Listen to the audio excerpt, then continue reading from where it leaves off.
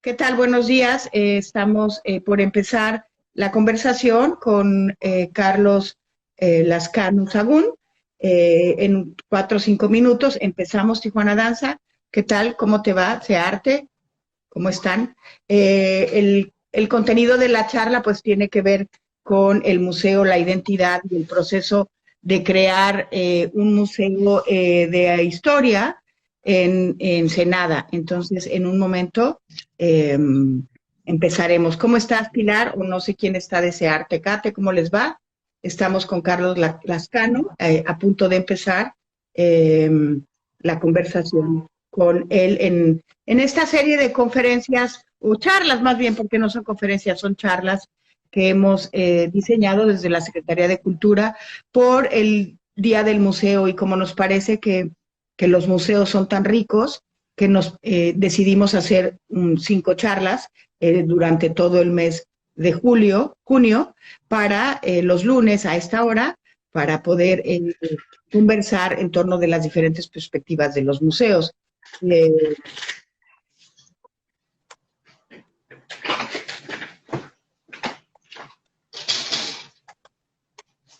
bueno, eh,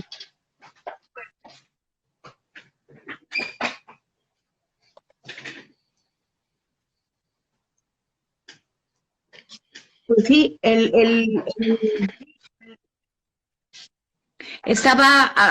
ayer estaba hablando que la conociste a esta Mónica Villegas, que está en Sonora, Carlos. Le mandé la Ajá. invitación y me dijo que te había conocido por una, pues una reunión que tuvieron en relación a las misiones, ¿verdad? Sí, el tema de misión. Ajá. Que es uno de tus especialidades. Sí, exactamente. Sí, fui a esa reunión porque acabo de terminar un libro sobre el padre Quino en Baja California y fui a presentar los eventos, los avances de ese libro precisamente en esa reunión de historiadores sobre el tema de las misiones del noroeste. Muy bien. Sí, en eso también estaba, pues bueno, sé que una de tus fascinaciones es la investigación de la historia, ¿no? A pesar de, digo, no a pesar, sino que con tu formación como geólogo y también te consideran como uno de los espeleólogos más destacados del país, ¿no? Por este interés que tienes por las profundidades de la Tierra. Pero también es muy interesante que desarrollaste por la historia. Entonces, si quieres empezar a comentar, pues en relación a tu proceso de conocimiento y que terminó, que se condensa en un museo, ¿no? Sí, sí, de hecho, a mí desde muy niño me gustó mucho la historia. O sea, ha sido una de mis vocaciones. Y recuerdo que inicialmente quería estudiar la carrera de historia, pero mis padres me desanimaron, ¿verdad? Y esa vez les hice caso, pero después cuando decidí estudiar geología, también me quisieron desanimar, pero ahí sí ya no les hice caso, sí. Pero de hecho nunca abandoné mi gusto por la historia, sí. Y yo decidí desarrollarlo, ¿verdad? El geólogo en realidad es en cierta parte es un historiador, ¿verdad? Nomás que en este caso es de la historia de la Tierra y nos remontamos a muchos millones de años, ¿verdad? Y parte de las digamos, de las maneras en que de la metodología histórica, de la metodología geológica, tiene que ver un poco con temas históricos. Desde luego yo llevé, de todos modos, ya cuando decidí cerrar la historia, llevé una serie de diplomados y cursos para yo aprender a manejar bien las técnicas históricas, ¿no? Claro, porque, claro, la formación era mucho más científica, pero qué bien que seguramente te ayudó a combinar y entretejer un sentido como muy de datos duros como la geología y una cosa mucho más anímica y Sí, mucho más, pues, orgánica, humana, que es la historia, ¿no? Y me parece que la formación, y sí. eso supongo que se traduce en el museo, ¿no? ¿Cómo fue que se formuló ese museo? Porque me parece que nace de una iniciativa muy distinta a las iniciativas de muchos otros museos, en torno de que no fue desde la institución pública su nacimiento, sino más bien a partir del deseo de la comunidad de que el hallazgo no se fuera de Baja California, ¿no? Algo así, cuéntanos. Sí, mire, el Museo de Historia de Ensenada nació hace 30 años y fue porque en ese tiempo, donde está el Hotel Las Rosas a la entrada de Ensenada, un amigo mío empezó a construir su casa en una zona que ahorita ya es un fraccionamiento todo poblado, sí, pero entonces hace 30 años, hace más de 30 años, fue la primera casa y estaba construida justo en donde era un conchero, un sitio arqueológico conchero, ¿verdad? Donde había muchos vestigios de los grupos indígenas, de los primeros que entraron, sí, de vestigios tan antiguos como 10,000 años atrás. Entonces, al estar haciendo los cimientos de su casa, esta persona me dio aviso de que estaban saliendo muchas piezas, ¿verdad? Y yo fui a verlo. Yo vivía cerca, vivo cerca todavía de ese lugar, y sí, pues me di cuenta que era un sitio arqueológicamente importante, ¿sí? Entonces lo que hice fue dar aviso a Lina. Sin embargo, para mi sorpresa, la delegada de Lina, que en ese entonces era Julia Bendimes, pues me dijo que ella no podía hacer nada por ese sitio porque no tenía personal, porque no sé, mi conclusión es que no tenía muchas ganas. Entonces le dije, bueno, si tú no puedes hacer algo, yo sí puedo hacer algo. Le dije, a mí lo que yo quise hacer en ese momento era convocar a un grupo de personas para que hiciéramos una especie de rescate arqueológico. No más que no, de primera instancia, el INAH se opuso diciéndome que no estaba autorizado, que podía prestarse al saqueo. Entonces le dije, bueno, ¿qué prefieres? ¿Que las piezas que queden ahí como parte de un cimiento de una casa, que se destruyan? Dice, o que nosotros lo hagamos, y si no me das permiso, yo lo voy a hacer escondidas, dice yo, de que tenga un recuerdo en mi casa de esas piezas y a que estén como cimiento de otra. Le dije, entonces tú dame, dice, o sea, o lo hago por la buena o lo hago por la mala, eso va a depender de que tú nos apoyes o no. Pues ya más a regañadientes decidió apoyarnos, ¿verdad? Entonces nos dio la autorización y para esto estuvo mandando un arqueólogo que empezó a venir cada 15 días y nos daba una asesoría, ¿sí? Para esto, como geólogo, hay unas técnicas también parecidas a las arqueológicas, ¿verdad? Entonces no me era totalmente ajeno este aspecto. Nomás lo que yo sabía como geólogo tenía que adaptarlo a un caso arqueológico. Entonces comenzamos todo este proyecto de rescatar ese sitio, ¿verdad? Cuando muevo las piezas, porque el sitio ya era imposible rescatarlo porque iba a hacerse ahí un fraccionamiento, que actualmente ya el sitio ya desapareció, ¿sí? Pero después de 3, 4 años de trabajo, rescatamos 5,000 piezas. Pero entre piezas que eran de concha, miles de conchas, ¿verdad? Piedra, cerámica, ¿verdad? Madera, hueso, encontrados restos de muchas especies de animales, ¿verdad? Sobre todo de moluscos, de los que se alimentaban los indígenas, ¿verdad? O sea, fue un sitio rico, sí. En aspectos arqueológicos. Y o sea, nos dimos cuenta que esa parte que estábamos haciendo el rescate era apenas una pequeña fracción de un gran conchero que llegó a extenderse hasta donde está Ciencias Marinas, ¿verdad? No más que con el desarrollo, con el crecimiento de la ciudad, de la carretera, habían destruido la mayor parte de ese conchero y lo último que quedaba era lo que estábamos nosotros rescatando. Pero cuando nosotros ya dimos por concluidos esos trabajos, para eso nosotros hablamos con el dueño del fraccionamiento y nos dio permiso, ¿verdad? De estarlo trabajando, ¿verdad? De parar la construcción de algunas casas para que pudieran rescatarse. Cuando terminamos ese proceso... Que te interrumpa, pero es que qué importante que fue sensible, ¿no? El desarrollador inmobiliario de ante la historia de tener las cosas y darle seguimiento más a ese principio. Por eso me parece que hay ahí una condición civil, ¿no? Muy importante, ¿no? Que en otros momentos pues, otro pudo haber dicho, no, es propiedad privada y chao, ¿no? Sí, exactamente.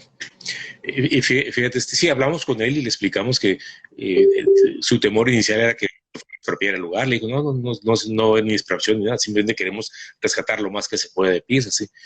Pues mira, después de esos años de trabajo, que rescatamos alrededor de 5,000 piezas, el INAH se quiso llevar esas piezas a la Ciudad de México, ¿sí? A guardarlas en una bodega. Y desde luego que todos brincamos, ¿sí? Cuando digo todos, es que yo hice una convocatoria, verá, yo trabajaba en la UABC entonces, y se reunieron como unas 15 personas, y fue lo que llamamos taller de arqueología, un taller de arqueología para ese sitio específicamente. ¿Sí? Ahí me apoyó mucho la señora Natalia. En ese entonces, ella era la representante de Extensión Universitaria de la UABC. Yo trabajaba en Extensión Universitaria. Y total que la universidad nos apoyó. Y cuando quisieron llevarse las piezas, los de Lina, la universidad aceptó tener el resguardo de las piezas, ¿verdad? Se hizo un catálogo, ¿verdad? Un inventario. Entonces, pero Lina insistía en llevarse las piezas y le dijimos, oye, pero es que son de la Nación, sí, pero la Nación es Ensenada. El argumento que nos manejó la directora de Lina era que no había un espacio adecuado para tener esas piezas, ¿verdad? Para cuidarlas. Y yo le pregunté, bueno, ¿y cuál es ese espacio? No, pues es un museo. Bueno, dijimos, si no existe el museo, lo vamos a hacer, pero lo que no queremos es que estas piezas se vayan, ¿verdad? Y entonces nos pusimos a eso, a hacer el museo, ¿verdad? Tocamos muchas puertas, yo hablé con el rector de la UABC, ¿verdad? Hicimos mucho, pues hicimos todo un trabajo ahí, hasta que finalmente logramos concretar que se hiciera el museo, ¿verdad? Qué bien, eso creo que es como fundamental. ¿Perdón?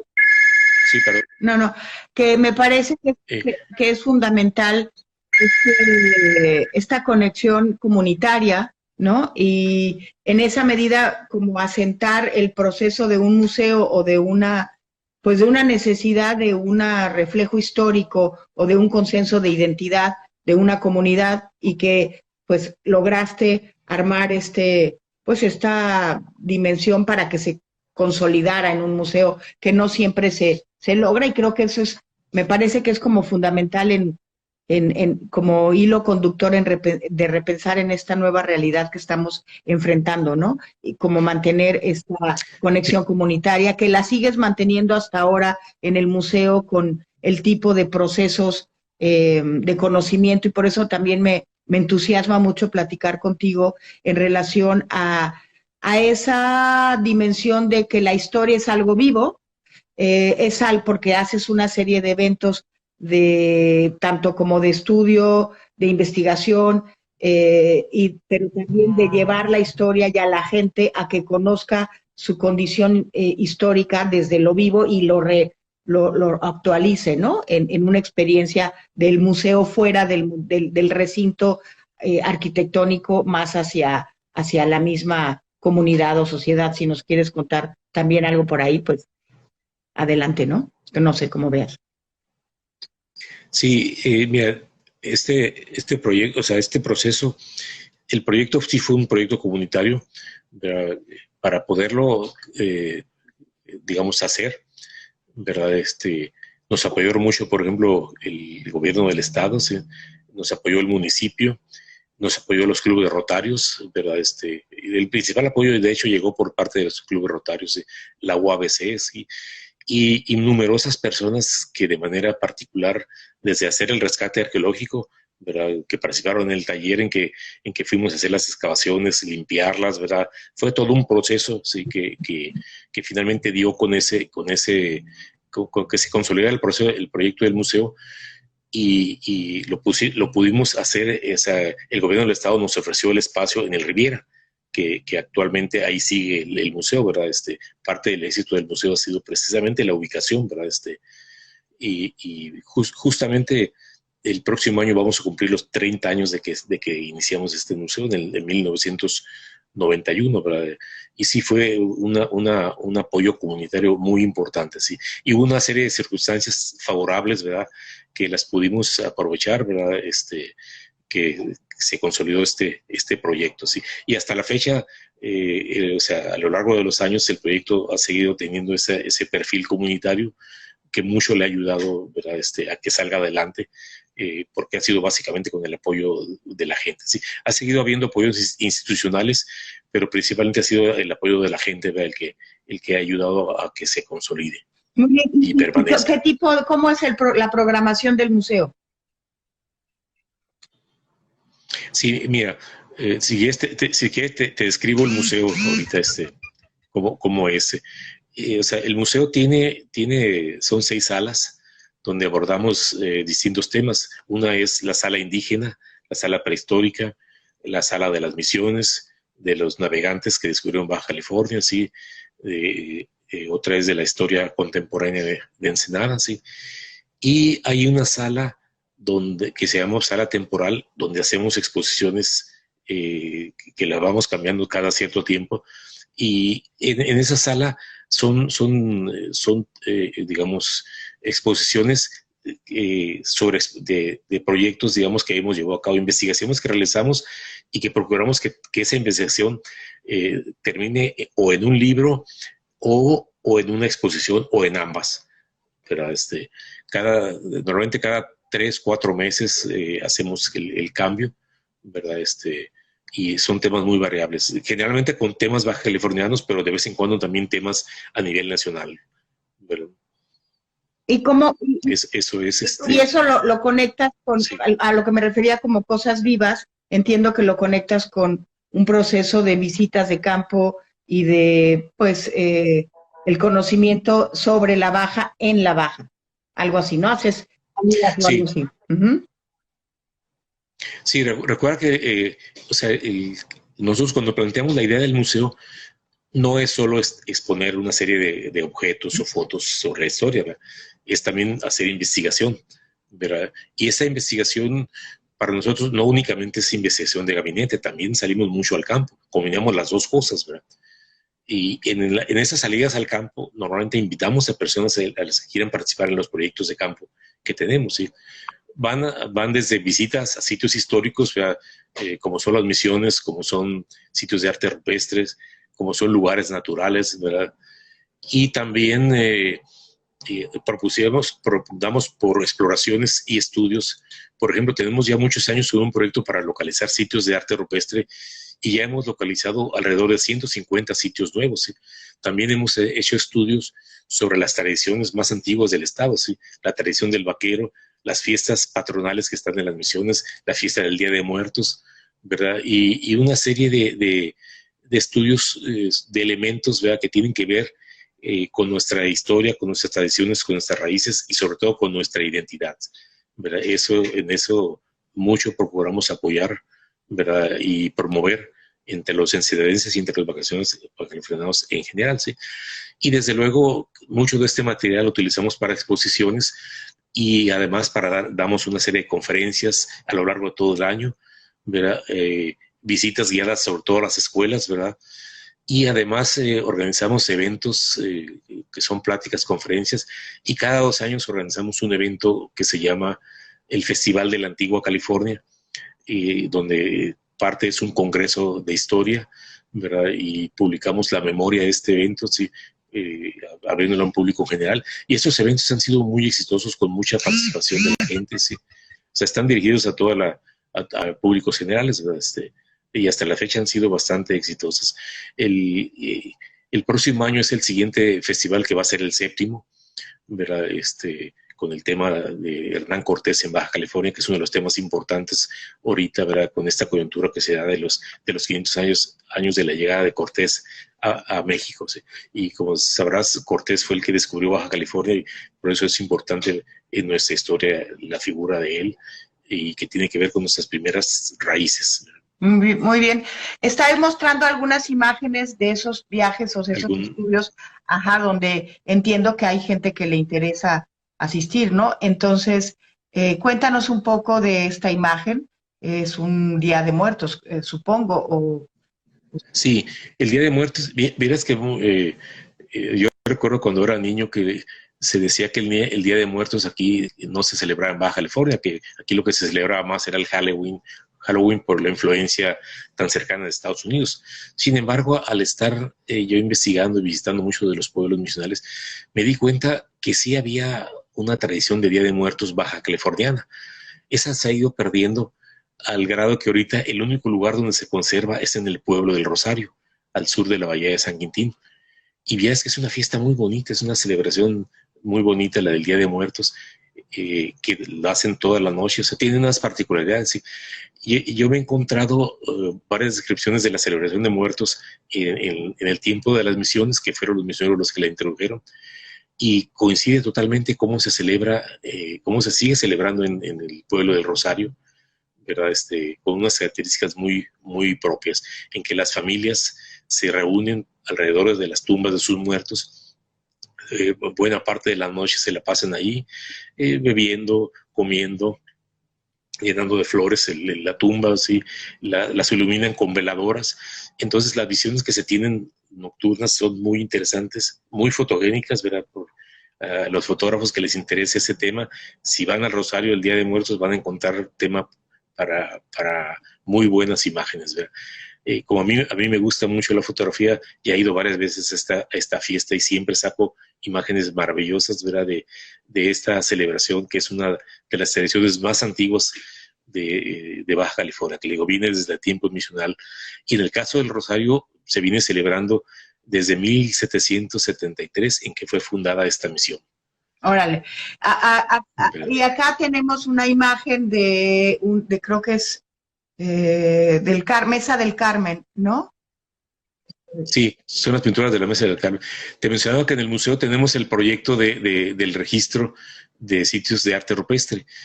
Vieras que lo que es la zona central de la península, el Valle de los Cirios, ya es la parte, digamos, sur de nuestro estado. Ahí yo calculo que miles de sitios de arte rupestre, nomás que nadie se ha tomado la molestia hasta ahorita de hacer un registro sistemático. En el museo decidimos iniciarlo, ya tenemos 7, 8 años haciéndolo. Hemos localizado muchos sitios, ¿verdad? El proyecto sigue cada año, localizamos nuevos sitios, ¿verdad? Sin embargo, no es fácil, ¿verdad? Hacemos expediciones de entre 8 y 15 días, ¿verdad? Dependiendo de los fondos que tengamos para hacer estos registros. Y hemos localizado sitios muy hermosos, ¿verdad? Fuera de serie, entre los más hermosos de arte rupestre de México y del mundo, ¿sí? Predomina el estilo gran mural, que también se encuentra en la Sierra de San Francisco, Baja California Sur, que ahí sí han hecho registros muy extensos, ¿verdad? Y se han encontrado sitios increíbles, pero ese estilo de pintura se extiende a nuestro estado, y es el proyecto que tenemos actualmente de ampliar estos registros de hasta donde sea posible. Y sí hemos localizado bastante, y yo pienso que en el futuro cercano vamos a seguir localizando más de estos sitios. Cada vez que voy, mis guías me hablan de muchos sitios nuevos, ¿verdad?, que vamos visitando y registrando. Claro que los guías son, pues, me imagino, gente que se dedica al campo y que conoce y que cada vez se adentra a nuevas cuevas y nuevos lugares, y ahí es como van pues encontrándose con nuevos sitios, ¿no? Porque es como, es súper interesante que sea esta dualidad de pensar que lo nuevo es lo antiguo, ¿no? O sea, lo más antiguo de Baja California, ¿no? Y lo vas encontrando, y vamos a encontrar nuevos sitios que son viejos. Entonces está como muy, pues muy interesante esa ambigüedad. Yo creo que también es algo vital, y que casi está como, pues a mí me ha llamado la atención de siempre, lo sé desde que estudié Historia del Arte, que Baja California tiene las pinturas rupestres más grandes y la mayor cantidad de sitios rupestres del mundo. Y son por nuestro pensamiento colonizante, tenemos considerado que Lascaux es mucho más significativo para nuestra historia, y siendo que para México y Latinoamérica, pues estas cuevas serían, o debieran ser, o son, o las tres cosas, según, ¿no?, lo más importante de nuestro bagaje cultural, ¿no? Y creo que es importantísimo lo que están haciendo. Sí, muchas gracias. Fíjate, cuando menciono de los guías, en realidad son los rancheros. Una razón por la que comenzamos este proyecto es porque estuvimos haciendo el registro del Camino Real, que ahí en Baja California ya lo hemos ido con GPS y lo hemos recorrido a pie y a caballo, ¿verdad? Pero en una ocasión un ranchero se me acercó y insistiéndome en que conociera un lugar de pinturas rupestres, ¿verdad? En ese momento yo estaba muy ocupado en lo del Camino Real y no le hice mucho caso, ¿sí? Pero este ranchero me estuvo, como yo fui muchas veces, me estuvo insistiendo hasta que me llamó la atención su insistencia y acepté ir al lugar que él me decía, ¿no? Para eso eran 2 días entre caballo y a pie, o sea, no estaba, en realidad no estaba muy lejano, pero estaba el lugar tan quebrado que no era fácil llegar, ¿no? Pero cuando llegamos a ese sitio, a mí me sorprendió mucho la belleza. Era un sitio de arte rupestre de estilo Gran Mural.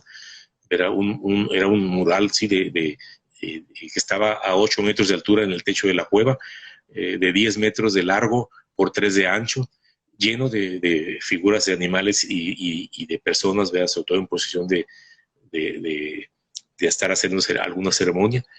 Entonces el ranchero me dijo lo siguiente: mire, señor Lascano, dice, yo insistí en mostrarle ese sitio porque me parece que usted es de las poquísimas personas, o la única persona que yo conozco, dice, que se interesa mucho en estudiar nuestra tierra, en conocerla y en promoverla. Y le dije, mire, este sitio de arte rupestre a mí me lo mostró mi padre hace 50 años.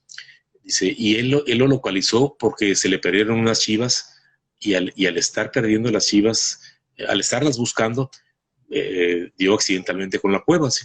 Y me trajo a mí de vez en cuando, ¿verdad? Entonces me dijo el ranchero, dice, pero señor Lascano, en ese momento él tenía como 75 años. Dice, mis hijos, dice, ya no les interesa este rancho, dice, los ranchos de Baja California están desapareciendo por la modernidad, dice, ya a todos los hijos de los rancheros actuales les es más fácil ir a las ciudades, ¿verdad? Y estudian, ¿verdad? O consiguen trabajos que son menos pesados que los del rancho y ganan más. Entonces dice, usted está conociendo la última generación de rancheros, dice, y si yo no le muestro a usted este sitio, se va a perder, dice, pero así como yo conozco ese sitio, dice, hay muchos otros sitios, y muchos de los rancheros, dice, conocen otros sitios, dice, si usted no inicia un proyecto para hacerlo, para registrarlo sistemáticamente, todo ese conocimiento se va a perder. Y vieras que a mí me cayó el 20, dije, no, pues sí, tiene razón, sí. Entonces, en ese momento decidí comenzar de inmediato el registro de este tipo de sitios, ¿verdad? Este ranchero ya murió, y si no es por eso, se hubiera perdido ese conocimiento. Y además después me mostró más de 20 sitios, ¿verdad? Y muchos casi igual tan de increíbles como ese, ¿verdad? Y por eso inicié ese registro, para que tengamos un mínimo conocimiento de ese patrimonio nuestro tan importante que tenemos ahí, ¿sí? Que lo sepamos valorar y eventualmente cuidar, ¿verdad? Por suerte, ahorita el mismo elemento de muchas de estas pinturas las defiende, ¿sí? Pero no siempre va a estar así, ¿verdad? Y es importante que sepamos que tenemos pues todo ese patrimonio, ¿verdad? Que en un momento dado lo podemos utilizar de distintas maneras, ¿verdad? Pero sobre todo conservarlo y promoverlo, ¿verdad? Para que sepamos quiénes fueron los antepasados y la importancia que tuvieron, sí, y que tienen, ¿verdad? Claro, y me parece fascinante muchas cosas de lo que estás narrando. Por un lado, como el museo, como museo vivo y como una historia viva de algo tan ancestral, pero que al hacer esta investigación y te nutres del conocimiento comunitario y le haces caso a ese conocimiento y lo traduces y lo insertas al imaginario museístico, ¿no? Porque termina siendo una investigación, termina siendo una exposición, termina pues este ejercicio de conocimiento, ¿no? Desde lo vivo, y que es un poco como, lo pienso yo, que yo tengo este perfil de contemporáneo, algo similar, pero me parece fascinante en términos de estar haciendo historia de la vida cotidiana, ¿no? Y de lo que se va dando en relación con el otro, y en esa medida también ese otro en un museo de historia, ¿no? Que esa condición pues es fascinante, porque al revisar el pasado estamos revisando el presente, sin lugar a dudas, ¿no? Y creo que en esa medida también lo que comentas de, bueno, ¿por qué seguimos pensando en Hernán Cortés y en California? Y que me gustaría que habláramos un poco de tu tesis, que me fascina y que yo soy así súper fan de cambiarle el nombre a la península y que se llame la California mexicana, ¿no? Entonces, me gustaría, si te parece, un poco que charlemos en torno de eso, que nos des tu proyecto, ¿no? Tu libro, que hiciste un libro. Claro. Sí, de hecho, ya desde hace como unos 20 años, yo comencé a estudiar la figura de Cortés con respecto a Baja California. De hecho, yo he publicado 3 libros al respecto y ahorita estoy preparando dos más, ¿verdad? Pero de estos estudios de la presencia de Cortés en California y las navegaciones que él mandó y que descubrió en Baja California en sí, se ha desprendido otro estudio que estoy haciendo que es sobre el nombre California, ¿verdad? Dirás que para este estudio del nombre California, una de mis herramientas más importantes ha sido el análisis cartográfico, o sea, el análisis de los mapas, ¿verdad? Sobre todo de los mapas del siglo XVI, ¿verdad? Que salieron de Baja California. ¿Sí?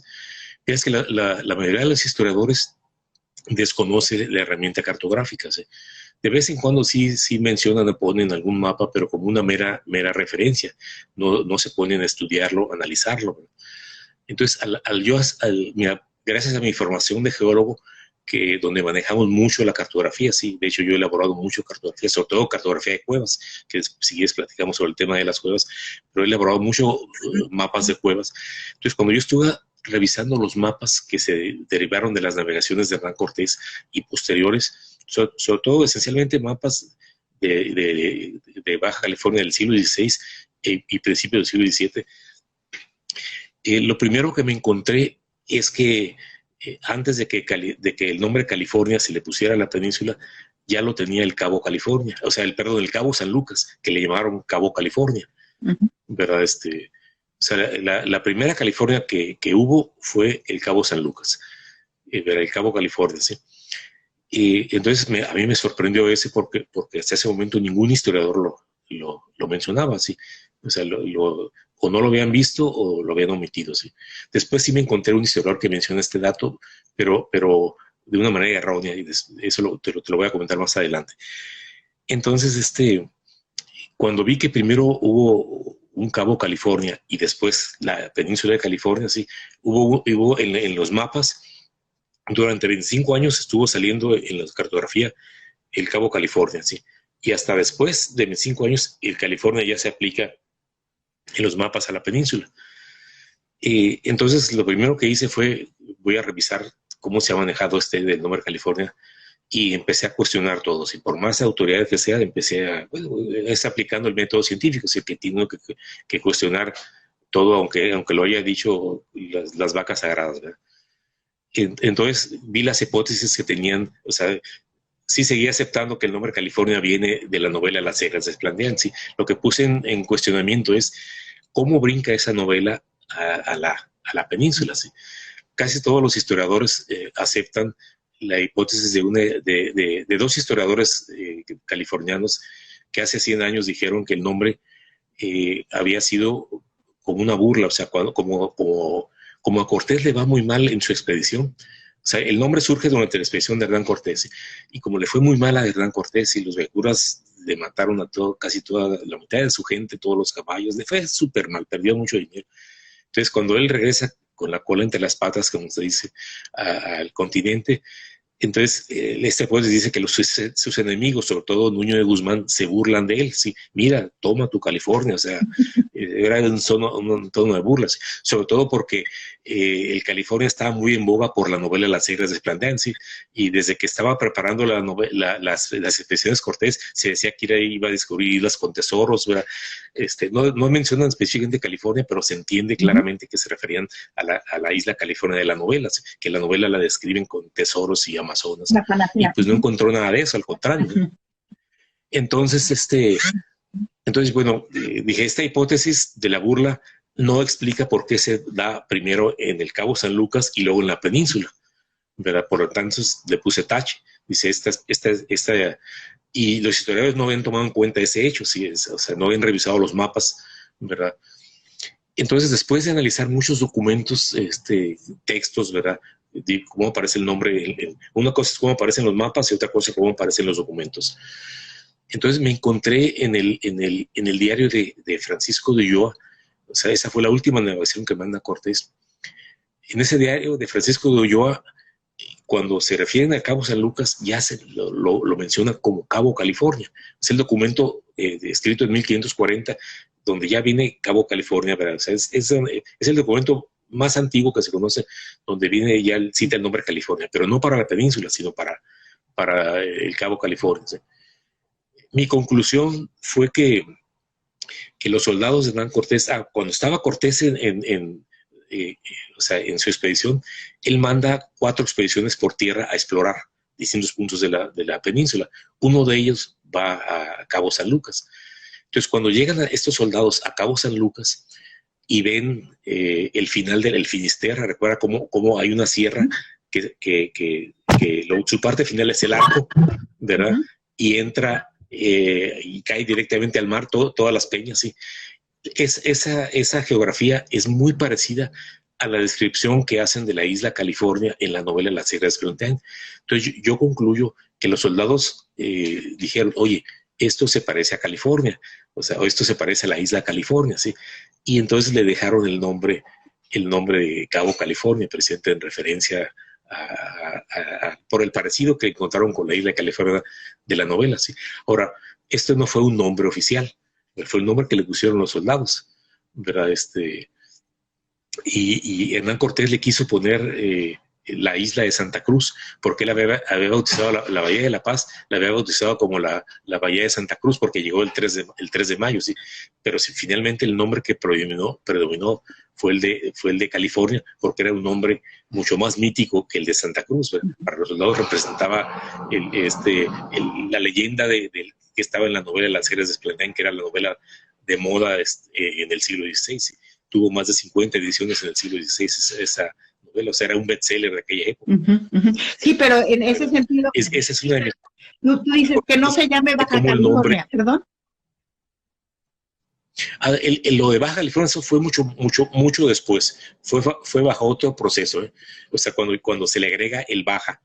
Y esto fue porque a partir del siglo XVII creyeron que era isla, ¿verdad? Y que era una isla que iba desde Cabo San Lucas hasta el paralelo 42. El paralelo 42 es más o menos el límite actual entre California, Estados Unidos y Oregon, ¿verdad? O sea, toda esa franja de más de 2,000 kilómetros pensaron que era una gran isla.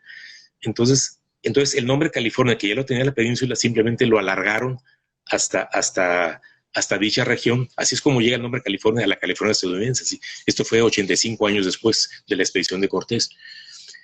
Entonces, cuando quisieron, toda esa gran región, cuando quisieron evangelizarla, dijeron, oye, es muy grande, vamos a dividirla en 2 provincias. Entonces, utilizaron como referencia el paralelo 32, que es más o menos la frontera actual, y dijeron, del paralelo 32 para abajo le vamos a llamar, primero era California Baja, y lo que esté arriba, California Alta, que después se cambió a Baja California y Alta California, ¿verdad? Cuando los estadounidenses nos quitan la Alta California, le quitaron el Alta y se quedó nada más California ya. Aquí el gobierno debió haber hecho lo mismo, sí, pero no lo hicieron, sí. Entonces por eso continuó aquí el Baja California, sí. Y el problema que tenemos con el Baja es que ha habido esa tendencia inicialmente de Estados Unidos, sí, de querernos quitar el California y que sea nada más Baja. Y actualmente los sectores turístico-inmobiliarios son los que más insisten en eso, sí, sobre todo, bueno, en el gobierno anterior promovieron muchísimo el Baja, ¿sí? Que incluso sacaron como una marca comercial el Baja Norte, ¿sí? Y precisamente hubo una serie de reacciones tanto aquí como en Baja California Sur para que se recuperara el nombre original, y ahí hice este libro que le puse sobre el nombre California, ¿verdad? Donde hago todo este análisis del nombre, que ahorita estoy preparando la segunda edición, ¿verdad? De este análisis de cómo surge el nombre California, y sobre todo un llamado de atención para que lo rescatemos, o sea, que nos volvamos a llamar California. Sí, pero y en ese... Le quitemos el Baja. Exacto, que tiene un sentido peyorativo, y entonces me encanta tu dimensión de lo histórico a la dimensión política, ¿no? De decir, a ver, este sentido de apropiación por el lado de Estados Unidos y de imperialismo, y de mantenernos como Baja y de decir nosotros somos California. A ver, y creo que tu postura de decir no, nosotros somos la California mexicana y ustedes son California, pero me gusta mucho este nombre de la California mexicana en lugar de Baja California, que implica visión subalterna, ¿no? En relación con los Estados Unidos. Y además está el hecho de que, o sea, California se dio originalmente en la península, ¿sí? Y hasta 85 años después llega a la California estadounidense y llega por un error. Una cosa que estoy ahorita criticando en esta nueva edición es que he estado revisando los libros de historia de California, de la California estadounidense, ¿sí? Y siempre mencionan que cómo llega el nombre de California con esa hipótesis de la burla, ¿verdad? Que ya vi y que, digo, desde el punto de vista no es correcta, ¿sí? Pero ellos o sea, lo que ellos analizan es, ellos están poniendo cómo el nombre California llega a la península, considerando que es la misma forma en que llegó a la California estadounidense, ¿sí? Y no es así. Pero a la California estadounidense llegó por un error geográfico 85 años después de la península. Si no hubiera existido ese error, la California estadounidense nunca se hubiera llamado California, ¿sí? Hubiera tenido otro nombre, no sabemos cuál. Probablemente Nueva Albión, porque ese fue el primer nombre que tuvo, Nueva Albión, ¿sí? En 1579, por el pirata inglés Francis Drake. Pero o sea, el nombre California es mexicano, o sea, ¿verdad? Es nuestro, aquí se dio, aquí nació, ¿verdad? Y considero que lo justo es que nosotros lo rescatemos y lo tengamos, ¿verdad? Si no les gusta a los estadounidenses, bueno, es problema de ellos, no nuestro, ¿verdad? Porque históricamente está perfectamente comprobado que nos pertenece a nosotros, ¿verdad? Sí, bueno, y que también es muy, en ese sentido de las raíces de nuestra identidad, ¿no? Como baja californianos, el referirnos a una condición mítica, a una condición literaria, a una condición de la imaginación. Sí. Me encanta conectar esta cosa de la California mexicana como un lugar de raíces prehistóricas y artísticas, que es el sentido de conocimiento de las pinturas rupestres. Finalmente son pinturas, es una expresión visual, sí, una expresión plástica, y desde ahí es una literatura o es un discurso visual, y desde ahí llevarlo también a este sentido de la literatura, ¿no? O sea, la conexión de nuestra identidad, de nuestra raíz, está ligada a la literatura y a las visualidades, ¿no? Además, bueno, obviamente del mar, y etcétera, y toda esta cosa de industria, pero me encanta y el sentido comunitario que está conectado en el museo. Yo le digo tu museo porque entre más he platicado contigo, más reconozco que es casi como un museo de autor, en el sentido de que pues son 4 personas y tú, o entiendo el staff, y tú haces de director, investigador y curador, finalmente, ¿no? Por la conexión, sí, con el proyecto, por tu capacidad, etcétera, ¿no? Entonces me parece una cosa pues muy singular y muy emblemática de estos tiempos de repensar la condición del museo. ¿Desde dónde, no? Es desde tu fuero interno, desde tu pasión brutal por el conocimiento, por lo profundo, por el paisaje también, y por salir, y por la expedición, ¿no? Finalmente sigue estando vinculado este territorio a esta condición de expedición, a pesar de estar en pleno siglo XXI, y que reconectarnos a esas bases, creo que es muy interesante como forma de conocimiento y de actualización y de repensar cuál es el sentido de un museo, o para qué está hecho un museo, o desde dónde viene un museo y para qué va a dónde, ¿no? Algo así. Pues no sé si gustes, claro, algo agregar, porque como empezamos un poco antes, el tiempo va a cerrarse en un par de minutos, en 5 minutos. Si quieres algo que quisieras agregar que no tocamos, sería el momento para incluirlo, estimadísimo Carlos.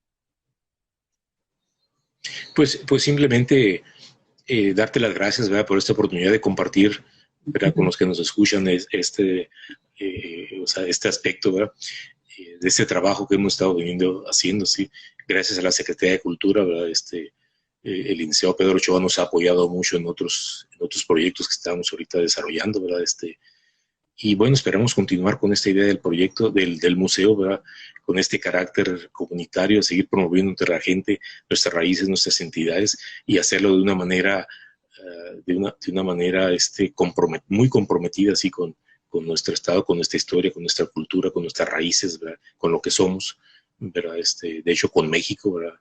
Porque, y bueno, y ahorita pronto vamos a preparar una exposición cartográfica precisamente sobre la evolución del nombre California, ¿verdad? A través de los mapas. Y ojalá que podamos, aparte del museo de nosotros presentarla en el CEARTE de Tijuana o de Mexicali, ¿verdad? O sea, que tenga más proyección, porque creo que esta exposición tiene una proyección mucho más allá de lo que podamos, del alcance que podamos ver en el Museo de Historia de Ensenada, que es nada más reducida a la ciudad de Ensenada. Claro, y que ahora ojalá que está cerrado, ¿verdad? ¿Cómo estás pensando en esa medida? Pues sí, claro, creo que es momento también, y por nuestra parte en la dirección de museos y el equipo de todas las artes visuales de los CEARTs, estamos repensando nuestra programación y estamos conectando pues este gran realidad y brazo que nos permite estar cerca, lo digital,